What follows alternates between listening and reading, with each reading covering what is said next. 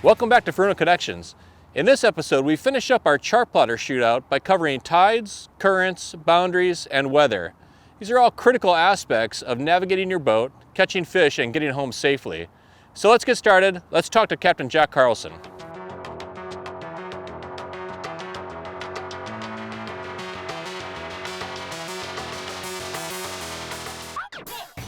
So the Furuno TZT3 includes all your tide tables right in the unit, straight from the factory.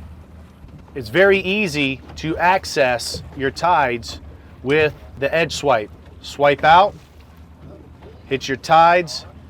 It's going to call up your nearest tide station. You can see how strong the tide is going to be as well on the graph.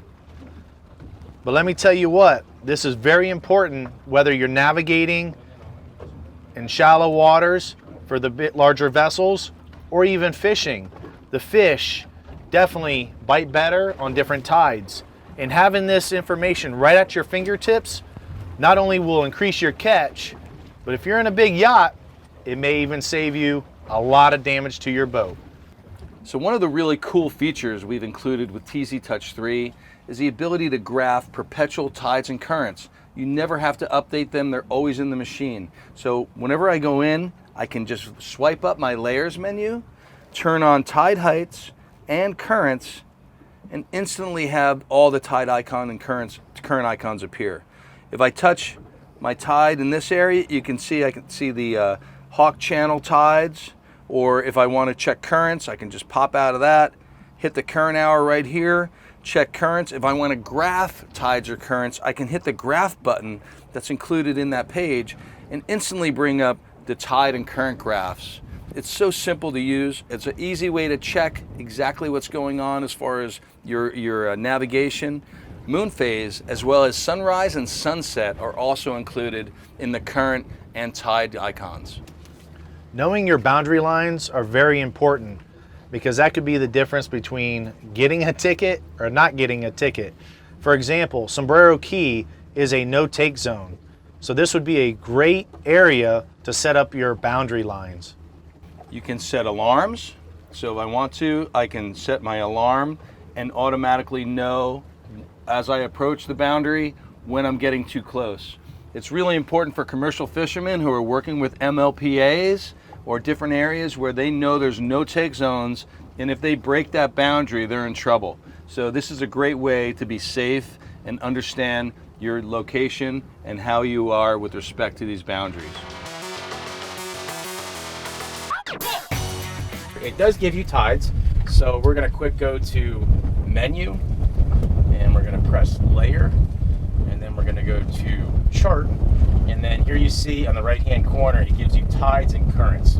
So I'm just going to turn both of them on, zoom out here, and here you see it gives you tide direction and yeah, the different tide stations, right, exactly. Let you know what's going on out there. And I've got to believe, I know you guys go offshore, so tide might not be a factor, right. But for the people who fish inshore, yeah, yeah. I mean, I'll bet if you're going to take the skiff out, and take a guest out in the skiff, that information is definitely going to be useful. Oh yeah, that's you. You're using those tides almost every time you're fishing, especially in that shallow. right. That's how your bite is affected. That's right. how these fish eat. So it's super important to play your tides correctly to be able to produce when you need to. Okay, well, while we were in the menus playing around with System A, we found the boundary setup. So let's just walk through how to do that. You press the menu button, then on System A we choose layers, and then user data. And what we can do is turn on boundaries. Once we have boundaries turned on, we can click the drop down box and we can add a new boundary. So I'm going to do it in the area we're in right now. We can choose from creating a boundary via a line, an area, or a circle. So I'm just going to use circle for something different. And as we see, if we just read the screen, it says set center. So I'll tap on the screen and I'll say this is center. Okay, from there we can set the radius of our circle.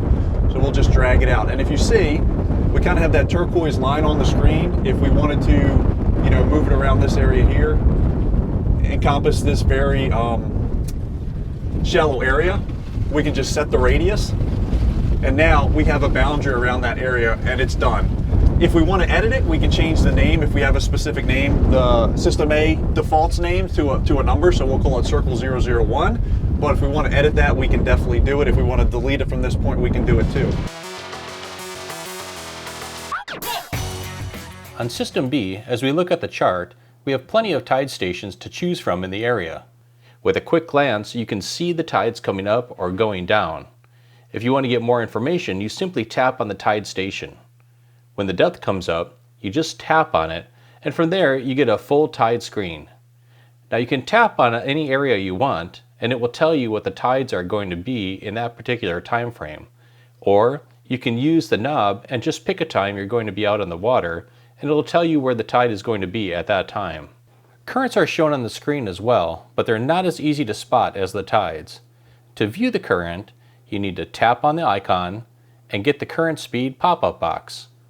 Tap on the current speed box to open the current graph. As for creating boundaries on the chart, we could not find an option to create boundaries on System B. The only way to create some type of boundary would be to create a route using the different points in the route to outline your boundary.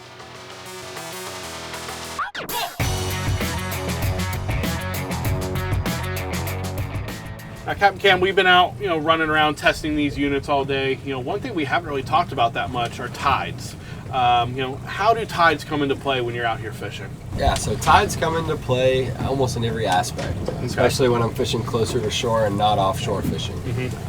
Tidal fishing, for instance, when we go out fishing for cobias a lot in the Florida Bay, they tend to show up a lot more in the slack tide, which is actually a tide that is in between the high and the low, where it's changing. So just kind of knowing the tides around here is a very huge part of fishing. We're going to show you how you find your tide stations and how you show tides on your screen. Let's zoom out here a little bit, and let's say we wanted to find tides, down here in this area around Ohio Key. We're going to touch and hold on the screen. We're going to have to go to more options. We then have to go to find nearest, and then once we get to find nearest, we can then click on our tides button. And what it's going to do is it's going to bring up our nearest tide station. We're going to click on that nearest tide station. Then we also have to hit more info. Now that we've done all that, now we can take a look at our tide table. And we can see that we're basically in that slack tide around Ohio Key that Cam was talking about. So we're getting ready to have an incoming tide here. To view currents on System C, you have to find the current icon, which you do not see as many of them as the tide stations. Press and hold the icon to get the pop-up menu, tap on More Options, and then select Current Station. This will bring up the current graph. It's important to note that this is a totally different menu than the tide station menu. System C does not have a boundary function. The only way to create some type of boundary would be to create a route like we did on System B, using the different points in the route to outline your boundary area. All four systems are able to display tides and currents, but TZ Touch 3 makes it really simple with an edge swipe from the right side of the screen or a tap of the icon on the chart. Both TZT3 and System A are able to draw dedicated boundaries, while System B and C do not have that capability.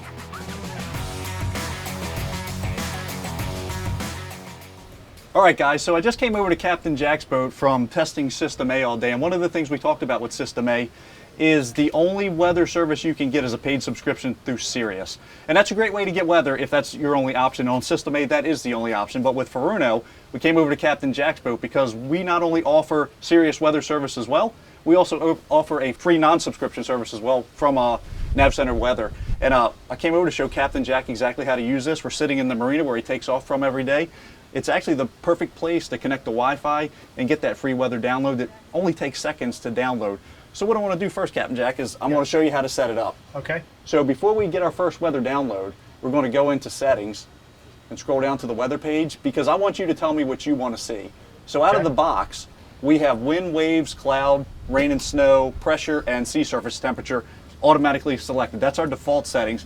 But when I was on some of the other boats with your other captains, they said they really wanted to have oceanic currents and altimetry as well. Is that something you're interested in? Yes, it is. The clouds I don't need so much. Okay. But definitely wind I'd like, waves I like, rain or snow. Like that's good to have for the rain. For the We rain get so much portion, snow right? Here. Yeah, right. Air temperature, it's okay, but I feel how much, I feel what that is. Sea surface temperature, ocean currents, and altimetry. Okay. Looks good to me. So once you got everything set up, you'll never have to go back in and do this again. This is what we're going to download every time we get a weather download at this Perfect. point. Okay? Let's check it out.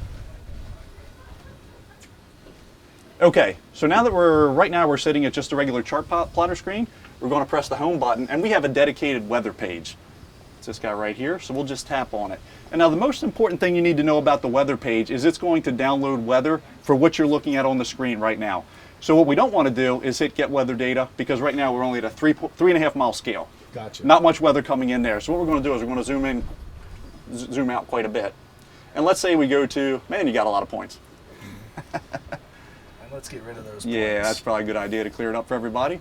Okay, so now we're at 177 miles. So we're going to get weather for the 177 miles surrounding us. And we get that information by simply tapping on the screen and clicking on Get Latest Weather.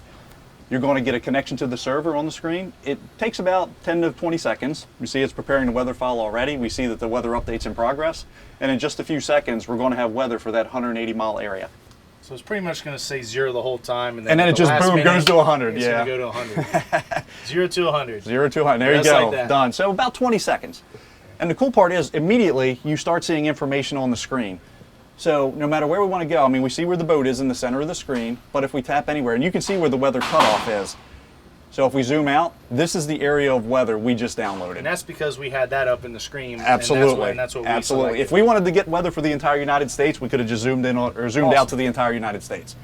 But the cool part is, so we're looking at all this information. If we tap on the screen anywhere, we can get information about the area we just tapped in. So wind force and direction, wave heights, wave periods. That's a lot of good information. Absolutely. Well, and also wind force too, because a lot of times we're in here and it can seem windy. Right. But you know what, especially like on a north wind, but a lot of times now we fish 20, 30, 40 miles in the swordfish grounds. The wind could be a lot less out there. And Absolutely.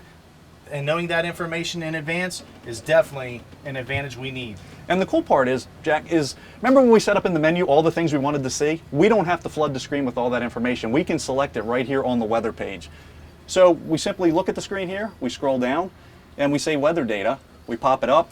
This is all the information we set in the main menu we wanted to download every time we download weather. Exactly. But if we don't want to have all that information on the screen, we don't have to, but we can. So we can turn on Added waves. We can turn on, let's say, currents and altimetry. Okay. So now we have all that information on the screen as well. We'll just get rid of that and we'll start taking a look around. And we can see the direction of current flow. We can see where the changes take place. We have our wind vane, so we know what direction the wind's coming from. And we can also look for areas of upwelling and, you know, basic altimetry information that I would imagine, not being a full-time fisherman like you are, that's got to be some good information. Oh, definitely. Like knowing the currents and the way the winds are going. Also, you know, the temperature breaks. That's a big thing to us.